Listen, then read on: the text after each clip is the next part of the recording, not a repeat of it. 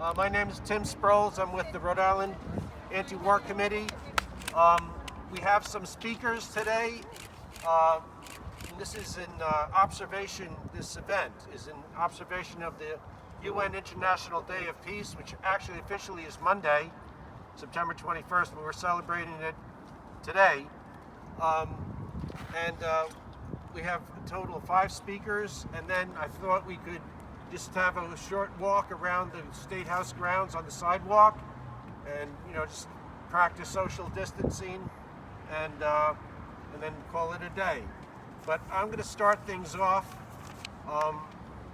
with, I'd like to comment on economic sanctions. And the reason I picked that topic is because it's overlooked as a weapon of war, which I think it should be considered a weapon of war, the way the United States uses it against people of the world.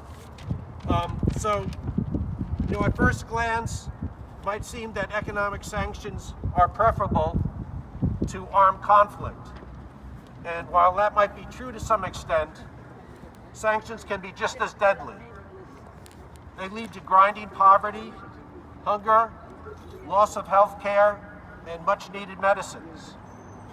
Following the Persian Gulf War in 1991, the UN estimated that 500,000 children died as a result of the sanctions imposed on Iraq.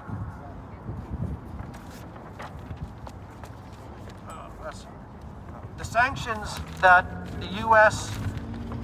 Imposes on countries like Iran, Cuba, Venezuela, and North Korea stunts the economies of those countries and deprives people of needed health care and medicine. In Iran, for example, the national airline can't purchase spare parts for its planes. This is a likely cause for crashes of civilian planes that have killed hundreds of people.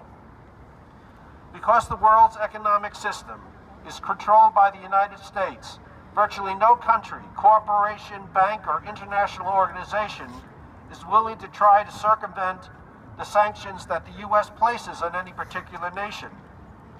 Any company that attempts to sell airplane parts to Iran risks sanctions by the U.S. as well, and thus is cut off from participating in the world economy. It is ironic that Americans who are so concerned about foreign interference in our elections allow their government to use economic sanctions for the purpose of regime change in other countries. And it's not for the purpose of promoting democracy. Some of the most repressive and authoritarian regimes are considered firm allies of the U.S. But when a country runs afoul of U.S. corporate interests, it risks the wrath of U.S. economic sanctions. The United States virtually runs the world economy and punishes any country that does not play by its rules. But sometimes the U.S. doesn't play by its own rules either. When a judge and prosecutor in the Hague International Court wanted to investigate possible U.S. war crimes in Afghanistan, the U.S. placed economic sanctions on the 2 of them.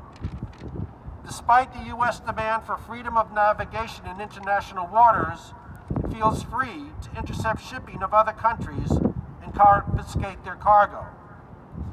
As activists concerned about justice, human rights, and peace, we need to oppose the use of economic sanctions against entire nations and their civilian populations. Economic sanctions used in this way are immoral, unjust, and deadly. Thank you.